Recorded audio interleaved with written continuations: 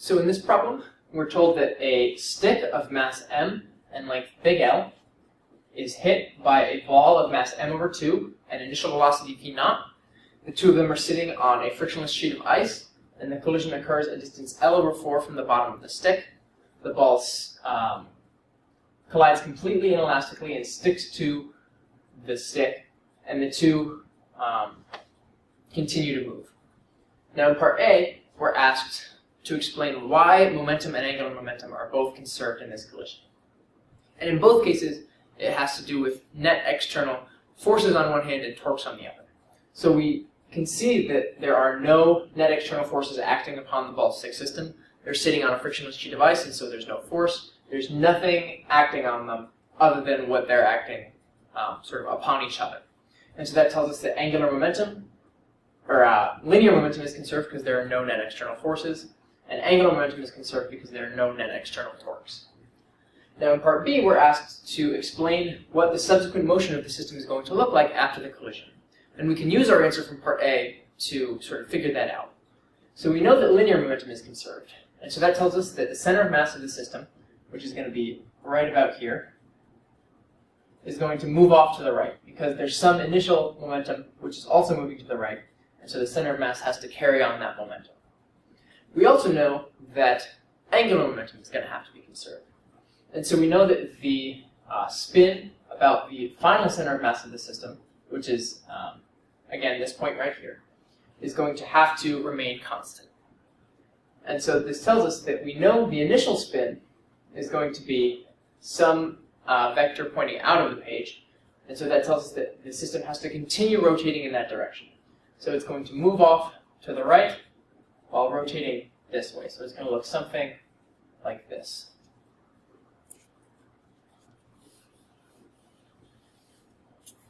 So finally, in part C, we're asked to calculate things for the first time. We're asked to figure out what the final velocity of the center of mass of the system is going to look like, or what it's going to be, and what the final angular velocity of the system is going to be. So we know, remember, that momentum is conserved, and so we can use P initial equals P final. P initial is nothing more than m over 2 times v naught. Remember, this is a vector. And P final, the total mass, is 3m over 2 times VCM.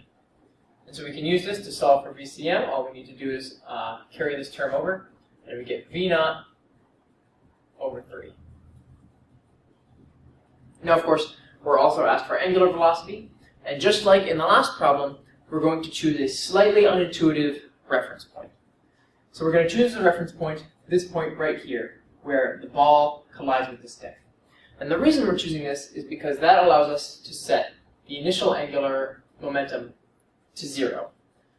We're doing this because remember that there are two different kinds of angular momentum. There's spin angular momentum and orbital angular momentum. And so if the total angular momentum is 0, then spin angular momentum and orbital angular momentum are going to have to exactly cancel each other out. They're going to have to be equal and opposite. And so this makes our calculations just a little bit easier. So we know that L final is equal to RCM cross P plus I prime omega. Remember, all of these are vectors. So first we're going to have to calculate where the center of mass is before we calculate either of these. So this system is going to act like 2-point masses. We know that the center of mass of the stick is exactly halfway up, and we know that the center of mass of the ball is just at the position of the ball. So we know that these two point-like masses are a distance L over 4 away from each other, because this one is at, the center of mass of the stick is at height L over 2, and the ball is at height L over 4. We know that the bottom one has mass m over 2, and the top one has mass m. And so rather than doing sort of all the calculations, I'm just going to note that this mass is twice this bottom mass, and so the center of mass has to be 2/3 along this distance, because just sort of the properties of how the center of mass works. So 2/3 of L over 4 is just going to be L over 6, and so that tells us that we have to split this up. The center of mass is right at a distance L over 6 above that point mass, and a distance L over 12 below the center of mass of the stick.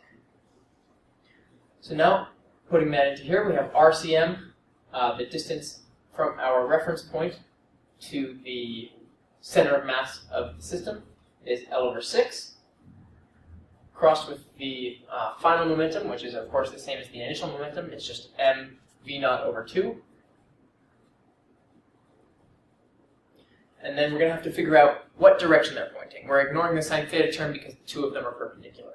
So r points upward, p points to the right, and so the right-hand rule tells us that r cross p points into the page. Now we have to calculate what I prime is. I prime, remember, is the moment of inertia about the center of mass of the system. So we're going to first calculate the moment of inertia due to the ball. The ball, remember, is a distance L over 6 below the center of mass. So all we're going to do is our normal mr squared calculation. So that's going to be m over 2 times L over 6 squared. Plus, now we're going to have to worry about this stick. We're going to use the parallel axis theorem to calculate the moment of inertia due to this stick. So we know that the moment of inertia of a stick rotating about its own center of mass is 1 over 12 ml squared. And then we're going to have to add in that md squared term from the parallel axis theorem. The distance from the center of mass of the stick to the center of mass of the total system is L over 12. So then we have to add in m times L over 12 squared. So this is I prime. So now, sort of finishing this calculation, we get ml squared. We can pull that out. And then we have here 1 over 72 plus 1 over 12 plus 1 over 144. And so I'm going to pull out a 1 over 12 term. That's going to give us ml squared over 12 times 1 over 6 plus 1 plus 1 over 12. And so this is just going to be 15 over 12. And so our final moment of inertia I prime is going to be 15 ml squared over 144. So this tells us our final angular velocity. Sorry that these two are so close. Our final angular velocity is 15 ml squared, or our final angular momentum, I'm sorry. 15 ml squared over 144 times the angular velocity omega. Now we can use this. We know that these have to be equal and opposite. So omega is going to be equal to ml v naught over 12 multiplied by the out of the page vector, since this one is pointing into the page. And then that's all going to be multiplied by the inverse of this. So this is going to be 144 over 15 ml squared. These 12s cancel out, these m's cancel out, and one of these l's cancel out. And so this gives us ultimately 12 v naught over 15l. And we can even simplify that further because we can cancel out a multiple of 3. And so that's going to give us 4 v naught over 5l. So then we get the final velocity is v naught over 3, and the final angular velocity is 4 v naught over 5l, pointing out of the page. So it's going to be spinning exactly the way we predicted, spinning in this direction. So finally, in part D, we're asked how much kinetic energy is lost in the collision. So in order to calculate this, of course, we first need to calculate the initial kinetic energy, and that's just going to be 1 over 2. Big M over 2 is the mass of the ball times v naught squared, which comes out to 1 over 4 m v naught squared.